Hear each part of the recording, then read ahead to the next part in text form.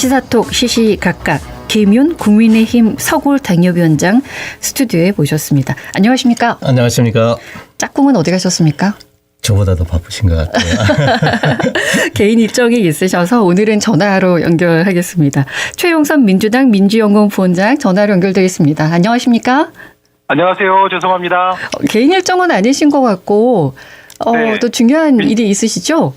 민주연구원에서 오늘 4시에 회의가 있어가지고요. 네. 회의가 한 5시 반 정도에 끝났는데 도저히 30분 만에 내갈 방법이 없어서 전화로 이렇게 연결드립니다. 예, 생활을 지금 서울권에서 하고 계시는데 저희 코너 때문에 늘 내려와 주셨거든요. 근데 서울에서 5시 반에 끝났기 때문에 일정이 지금 여기 오실 수가 없어서 아무튼 전화로라도 충분히 말씀해 주실 수 있으니까요. 탄핵 심판 변론 이야기 먼저 들어가겠습니다. 이미 다 끝냈지 않습니까? 마지막 변론까지. 총론적인 평가를 듣고 싶은데 최용선 부원장님께서 해주시겠습니까? 네, 10차 변론 기일까지 하고 11차 때 지난 25일이었죠. 윤석열 대통령의 최후 진술까지 한 70여 분가량 국민들이 다 들었는데요. 예. 결국은 재판관들께서 궁금했던 거는 크게 보면 두 가지잖아요. 첫 번째로는 비상입법기구의 예산을 대통령이 최상목 부총리를 비롯해서 이렇게 국무위원들에게 어떤 쪽지 메모 이런 걸 주셨는데 이런 걸 지시했는지 여부를 이런 확인하는 작업들이 있었고 네. 또 국무회의가 위헌 위법적이지 않게끔 진행됐는지를 확인하는 작업이 있었고요. 두 번째로는 수방사령관이나 특정사령관에게 국회의원을 끌어내라라고 지시를 했느냐.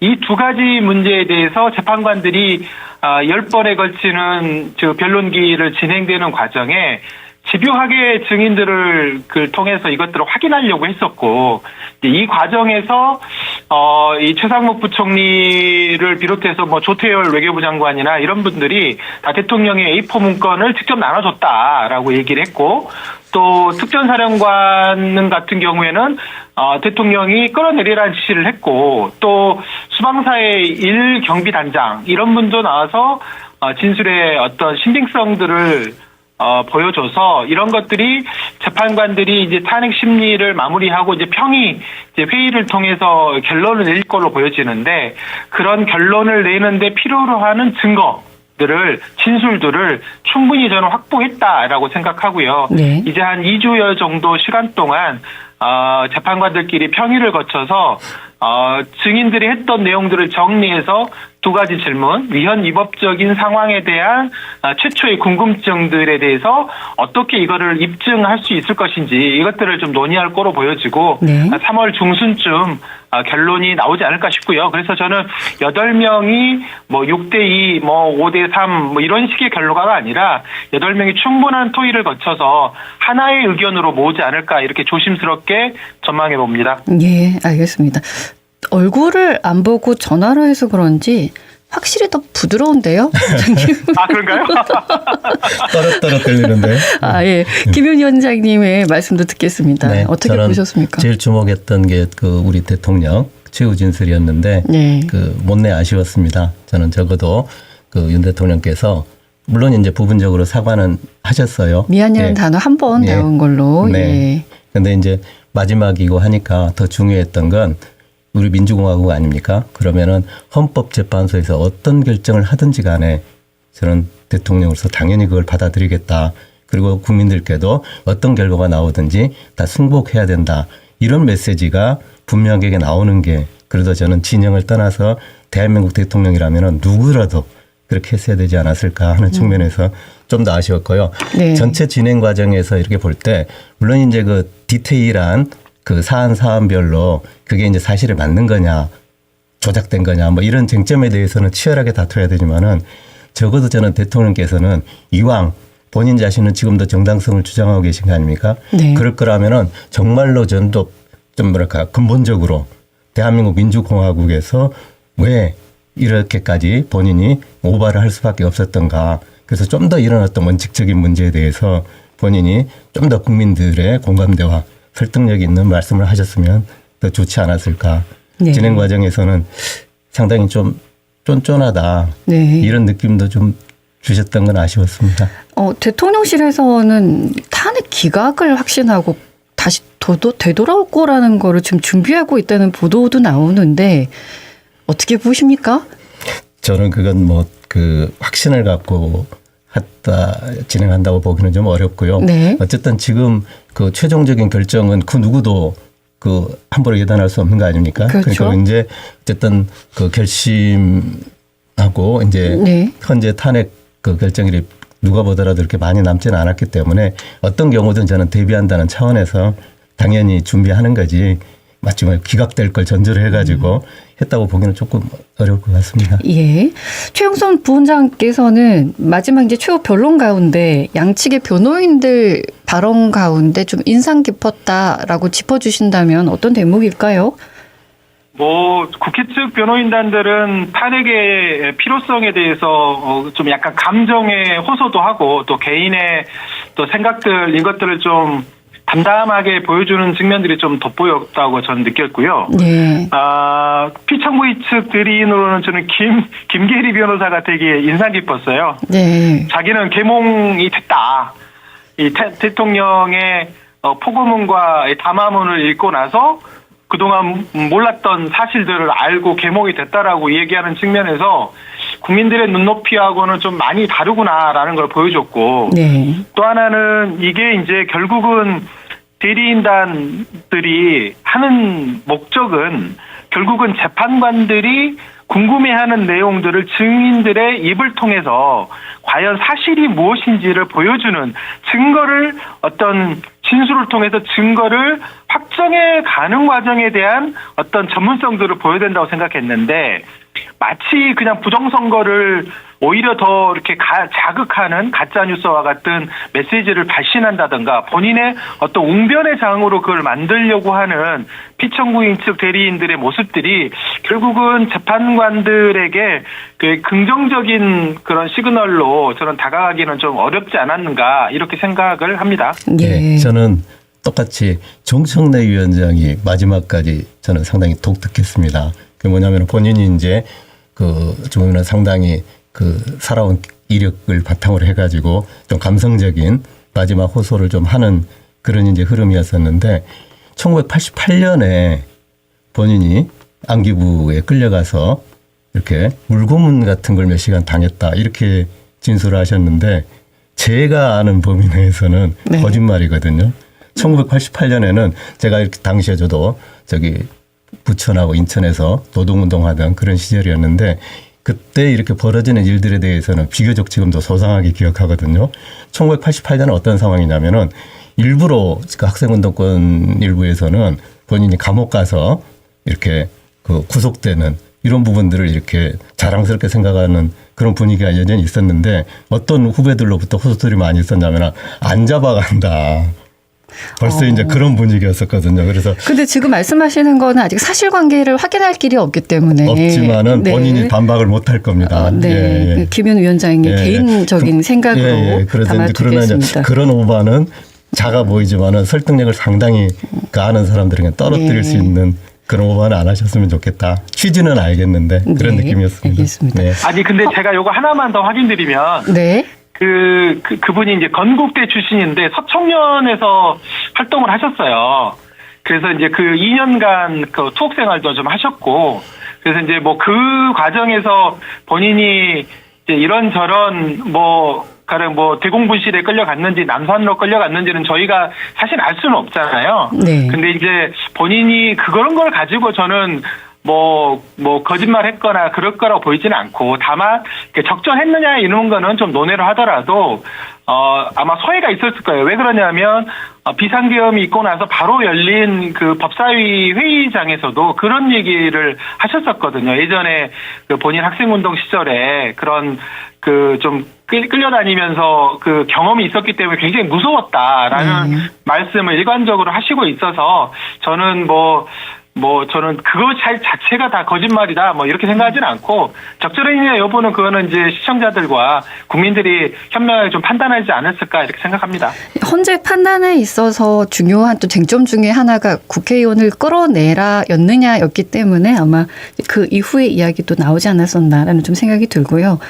그리고 이제 하나 더 여쭤보겠습니다. 지금 이제 헌재 결정만 남겨놓고 있기 때문에 그 이후에 일어날 몇 가지의 경우의 수를 다 대비해야 되지 않습니까? 네. 이제 조기 대선이 일어날 경우까지 지금 미리 대비를 해가지고 여야가 준비를 하고 있을 텐데 대선 준비 어떻게 하고 있을까요? 국민의힘은 뭐 말로는 하지는 않는다고 하지만 그래도 물밑 작업에서 안 할 수가 없으니까요. 네네. 예. 저는 가장 대표적인 예가 한동훈 전 대표의 행보라고 생각합니다.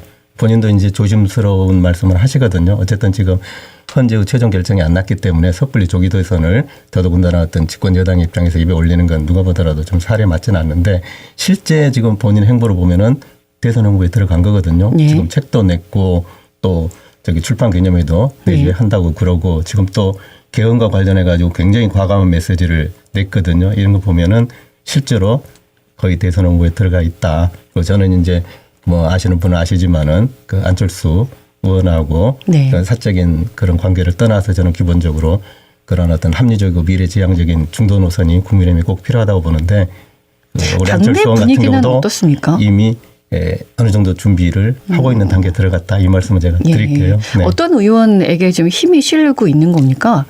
그것은 결국은 이제 핵심 지지층하고 그 최종적으로 이제 대선에서는 국민들이 뽑는 거니까 네. 국민들 속에서 얼마나 확장력이 있을 것인가 저는 그런 국민으로 전화될 텐데 현재 시점에서 보면은 탄핵 국면에서는 이미 여론조사에 다 드러나듯이 김문수 장관이 상당한 정도 지지를 받고 있는 거 부인할 수 없는 사실입니다. 예. 그리고 저는 비록 지금 한동훈 대표가 뭐 일부 그 국민의힘 지지층에서는 배신자다 이런 식으로 매도당하기도 하지만은 저는 탄핵 국면이 마무리되면은 상당한 정도의 한동훈 대표의 그런 나름대로의 어떤 합리적이고 어떤 미래지향적인 그런 측면들은 재평가를 받고 올라올 거다. 그래서 상대적으로 네. 지금 거론되고 있는 물론 제 개인적인 지금 그 추정일 수밖에 없습니다.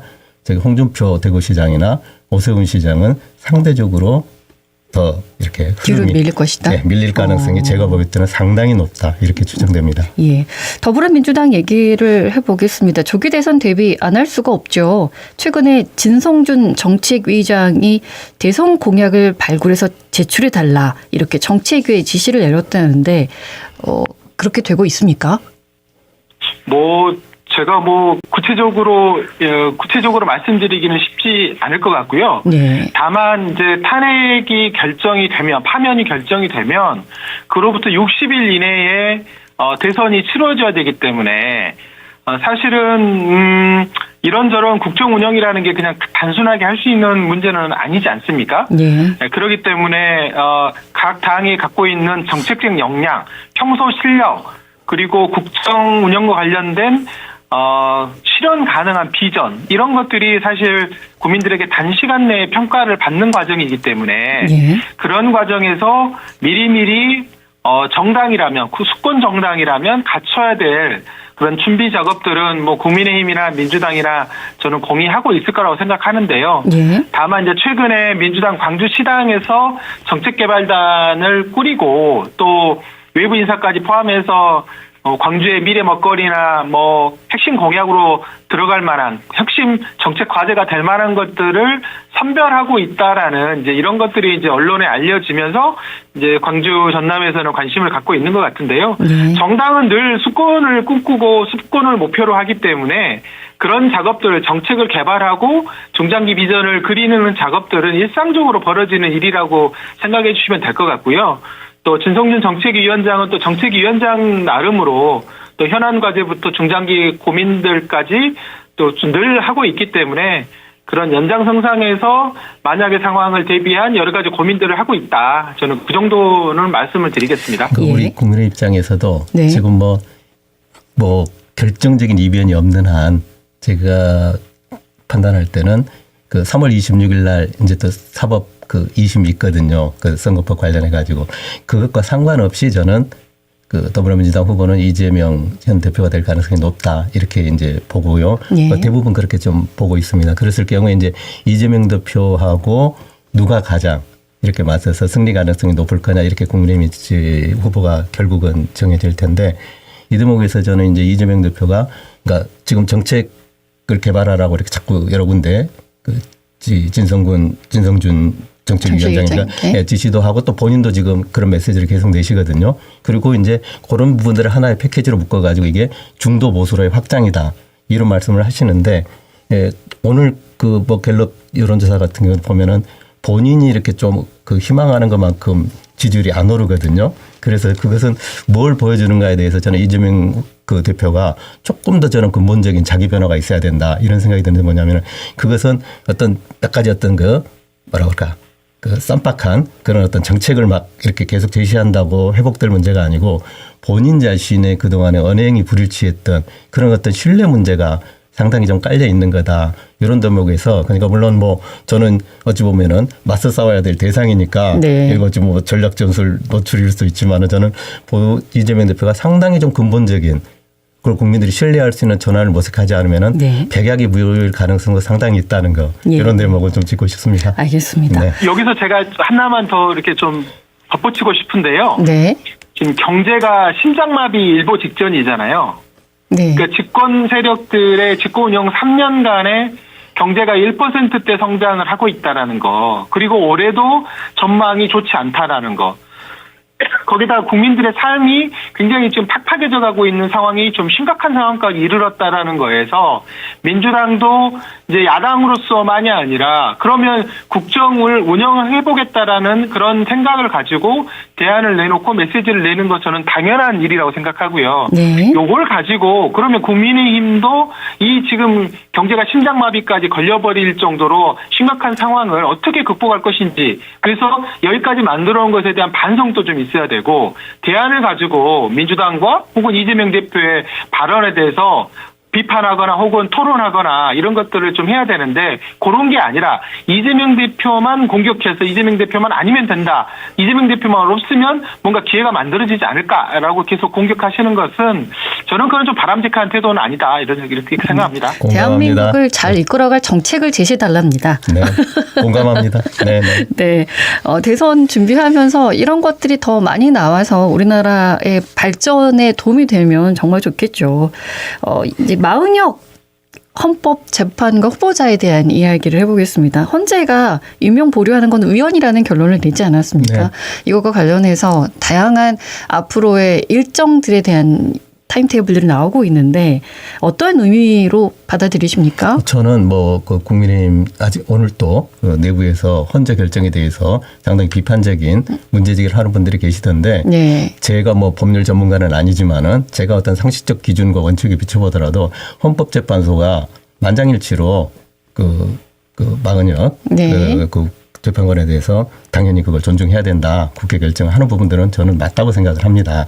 다만 뭐가 문제냐면 이건 이제 일종의 이제 그 정치적으로는 전략 게임화 되고 있는 거거든요. 이게 무슨 의미냐면 최상목 권한대행 같은 경우는 저는 그렇게 당장 오늘 내일 임명하거나 그러지 않을 거라고 보여집니다. 왜 그러냐? 지금 한덕수 전 총리의 지금 복귀가 사실상 임박해 있거든요. 그리고 대부분의 합리적인 사람들은 기각 내지는 각하될 거라고 좀 보고 있어요. 그러니까 하더라도 한덕수 권한대행이 결정하도록 하는 거니까 저는 최상목 대행도 서두를 이유가 없는 거죠. 그냥 존중하더라도. 그다음에 국민의힘 저희들 입장에서도 정치적으로는 꼭 나쁠 게 없거든요. 그게 왜 나쁠 게 없냐면 지금 더불어민주당 특히 이재명 대표 입장에서는 서로라도 빨리 지금 선거 그 심판이 나오는 게 지금 중요한데 예. 아시지만은 마은혁 대표가 지금 이제 임명돼 가지고 합류하게 되면 어쨌든 갱신 절차는 어떤 식으로든 밟을 수밖에 없거든요. 그럼 그것이 의미하는 바는 더 이제 결정일이 지연될 수밖에 없는 건데 그런 어떤 차원에서 저는 오히려 그 명분은 이제 더불어민주당 쪽에서 당연히 해야 된다 이렇게 주장하지만 속내는 그렇게 간단하지 않을 거다 이렇게 판단합니다. 네, 야의 반응은 이제 여와 달라서 어떻습니까, 최영선 부원장님? 뭐 저는 한덕수 이제 국무총리가 어쨌든 헌재의 결정을 존중한다라는 자세를 국민의힘과 최상목 권한대행이 저는 가져야 한다고 생각하고요. 예. 여기서 정치적인 셈법을 하는 것은 결코 이 국민들에게 읽혀지는 게 저는 긍정적으로 읽혀지지 않다 이렇게 생각합니다. 구인 체제를 만드는 것은 헌정 질서를 수호하겠다라고 하는 국회의원들과 대통령의 어떤 첫 다짐의 가장 기본이 되는 거거든요. 네. 그렇기 때문에 헌법재판관들이 전원일치로 빨리 구인체제를 만들어달라고 하는 그런 요청에 삼권 분립의 입장에서 행정부의 대표가 되는 분들이 빨리 이거를 저는 결정해야 한다고 생각하는데 네. 전략적으로 뭐 여러 가지 고민들을 해볼 수 있겠지만 저는 이제 가장 현실적으로는 우선 선거기일이 먼저 잡히고 그리고 마은혁 재판관이 취임하는 모습을 그리면 가장 어떻게 보면 무난하지 않을까 이렇게 생각하는데요. 민주당으로서는 어쨌든 헌재 결정이 나왔기 때문에 최상목 권한대행이 정무적 판단 짱구 굴리는 거 하지 마라 네. 라고 말씀을 하는 거고 네. 이제 결론은 결국 지금 중요한 것은 선거기일이 빨리 언제 잡히느냐 이게 이제 저는 관건이 되지 않을까 이렇게 생각합니다. 예. 최상목 권한대행이 한덕수 국무총리가 돌아오는 걸 기다릴 이유는 없어 보입니다. 근데 며칠 안 대부분은 남았으니까요. 그렇게 말씀들을 하셔서 네, 여쭤봤었습니다. 네. 예, 그리고 이제 명태균 특검법이 어제 본회의를 통과를 했지요. 아마 이 내용도 굉장히 할 얘기들이 많아 보이는데 야당이 추진했죠. 근데 여당은 불참을 했고 아니 했어요. 한 분 찬성을 했고 아니요. 반대를 했죠. 그러니까 91명이 반대를 했죠. 예, 반대를 했고 네. 김상욱 의원만 국힘에서는 했고, 찬성을 했고 100명이 안 된 건 뭐냐면은 예를 들어 네. 안철수 의원 같은 경우는 지금 이제 대한민국의 외교 안보를 위해서 지금 외국에 출장 나가 있거든요. 네. 이런 분들도 계시고 그래가지고 예. 100명이 안 됐다고 보면 됩니다. 예, 네. 그래서 이 특검법 때문에 김상욱 의원이 굉장히 난처하다는 얘기를 계속해서 전해 듣고 있는데 네네. 네, 이 특검법 통과 어떻게 될 것 같습니까 앞으로? 명태균 씨가 검찰에서 이렇게 얘기했다 합니다. 제가 누구 먼저 이야기해 볼까요? 라고 했다는 거예요. 예. 할 얘기가 많다는 거죠. 그렇죠. 근데 이 명태균 수사가 첫 수사부터 단추를 잘못 깼거든요. 그러니까 단순히 정치자금법 위반으로 이거를 묵히려고 했던 것이고 그리고 명태균 게이트에 이제 언론이 9월 달부터 터지기 시작하니까 네. 사실은 핵심은 뭐였냐면 윤석열 부부의 공천 개입 의혹이었잖아요. 네. 근데 이 공천 개입 의혹이 현실로 드러나는 거 아닙니까? 예. 거기다가 덧붙여서 윤석열에게 여론조사를 무상으로 제공했다라고 하는 그것들도 이미 다 하나씩 드러나고 있고 검찰에서 처음에 이 사안을 굉장히 협소하게 제한적으로 하려고 했지만 결국은 다 드러나고 있는 상황인데 이게 이제 결국은 윤상현 의원도 얘기가 나와버리고 박안수 경남지사의 공천 과정에도 뭐가 있지 않았는가라는 구체적인 언급들이 계속 나오고 있는 상황이라 예. 검찰에게 이거를 계속 맡기기가 쉽지 않은 상황이 돼버렸고 두 번째로는 이거를 명태균 씨가 갖고 있는 증거물들에 대해서 검찰 수사하는 과정에 명태균 씨를 회유하려고 했다라는 이야기를 명태균 씨가 또 하고 있잖아요. 예. 그리고 지금 오세훈 서울시장이나 홍준표 대구시장이 돈을 대납을 해서 여론조사를 했다라고 의혹도 새롭게 밝혀지고 있는 거기 때문에 저는 이것을 그냥 검찰에게 맡기기는 쉽지 않다. 저는 그렇게 생각하고 네. 지금 국민의힘이 계속 반대하는 이유는 기본적으로 국민의힘이 관련된 사람들이 너무 많은 거예요. 네. 그러다 보니 범죄 옹호 집단이라고 사람들이 손가락질을 받더라도 지금 계속 버티기로 나가고 있는 것으로 보여지거든요. 네. 근데 이거를 계속 버텼다가는 정말 감당할 수 없는 상황까지 저는 직면할 거라고 보여지기 때문에 국민의힘이 못 이긴 척하고 떳떳하다고 한다면 이번에 만약에 최상목 대행이 거부권을 행사하게 되면 이번에는 좀 명태균 게이트가 국민들의 의혹을 씻는 방향으로 수사가 이루어질 수 있게끔 좀 이번에는 좀 통과시키는데 힘을 모아야 된다 이렇게 생각합니다. 저는 예. 이걸 명백히 예. 조기 대선을 염두에 둔 더불어민주당의 대선 전략입니다.